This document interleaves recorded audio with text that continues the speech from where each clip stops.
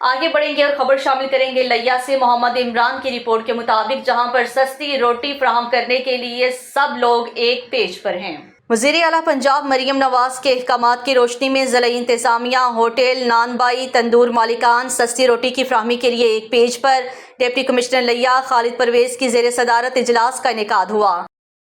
اس حوالے سے مزید تفصیلات جانتے ہیں ہمارے ڈسٹرکٹ بیورو چیف محمد عمران سے۔ جی محمد عمران، آگاہ کیجیے گا۔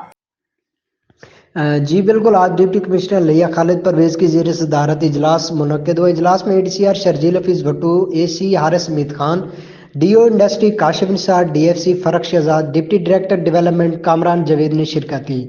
اجلاس میں چیئرمین انجمن تاجران حاجی تنویر احمد خان، نان بائی تندور ایسوسی ایشن کے نمائندگان اور ہوٹل مالکان بھی موجود رہے۔ اجلاس میں ڈپٹی کمشنر لیا خالد پرویز کا کہنا تھا، حکومت پنجاب شہریوں کو حقیقی بنیادوں پر ریلیف فراہم کرنے کے لیے کوشاں ہے۔ وزیر اعلیٰ پنجاب کی ہدایت پر کسی کو مہنگی روٹی فروخت نہیں کرنے دیں گے۔ ضلع لیا میں 100 گرام روٹی کی قیمت 12 روپے اور 120 گرام نان کی قیمت جو مقرر کی گئی ہے وہ 16 روپے ہے۔ روٹی اور نان بائی مالکان مقررہ قیمتوں پر نان اور روٹی کی فراہمی کو یقینی بنائیں۔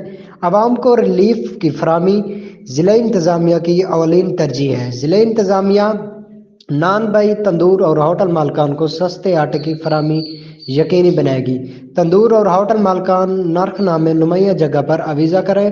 نان بائی تندور ایسوسی ایشن کے نمائندگان نے طے کردہ قیمتوں کی پابندی کرنے کا عزم کا اظہار کیا۔ جی